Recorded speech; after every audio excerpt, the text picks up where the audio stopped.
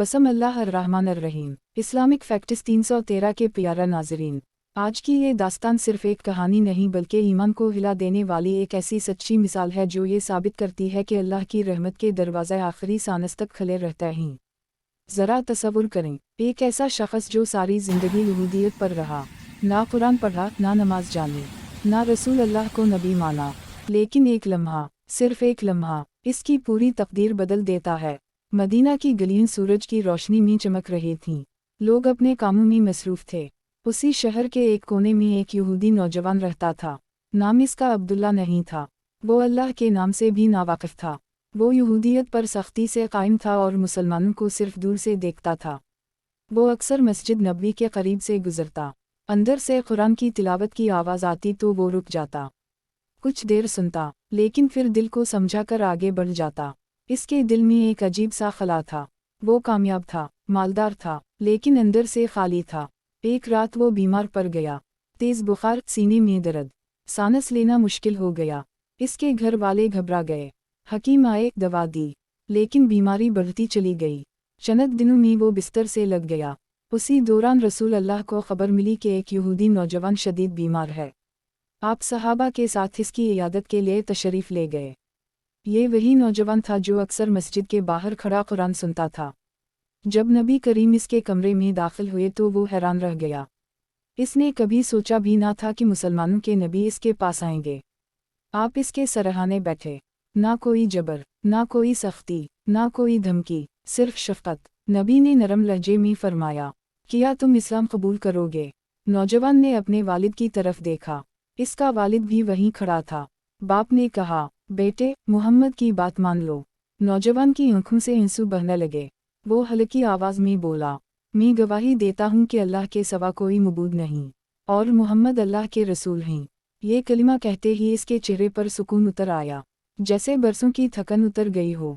नबी करीम मुस्कुरा दे। आपने फरमाया, तमाम तारीफ़ें इस अल्लाह के लिए हैं जिसने एक जान को जहन्नम से बचा लिया।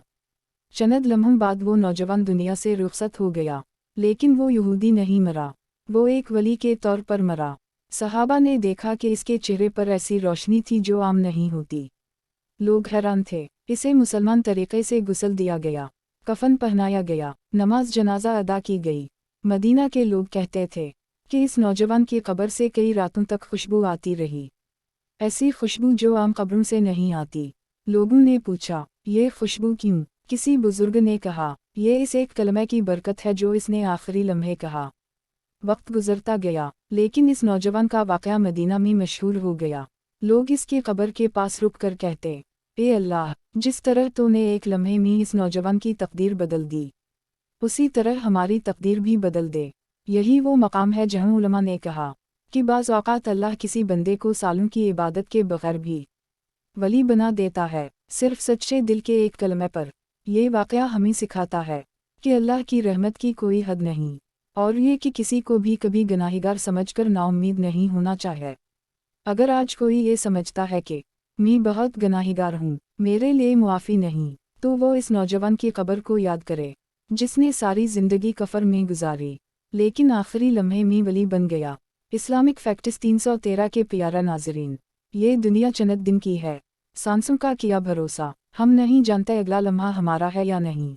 आज ही अपने दिल से गुरूर निकाल दें, आज ही अल्लाह की तरफ पलट आएं, क्योंकि अल्लाह का दरवाज़ा अभी खिला है, और जब दरवाज़ा बंद हो जाता है, फिर कोई कलिमा, कोई आंसू, कोई दुआ काम नहीं आती।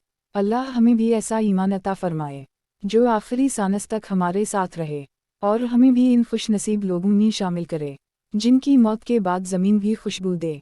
आमीन। अगर आप चाहते हैं तो अगली वीडियो में मैं आपको वो वाक़या भी सुनाऊं जिसमें एक बदकार औरत सिर्फ एक प्याला पानी पिलाने पर जन्नती बन गई। तब तक के लिए अपना ख्याल रखें, अपनी नमाज़ों की हिफाजत करें, और अल्लाह की रहमत से कभी नाउम्मीद ना हों। अस्सलामु अलैकुम वरहमतुल्लाह।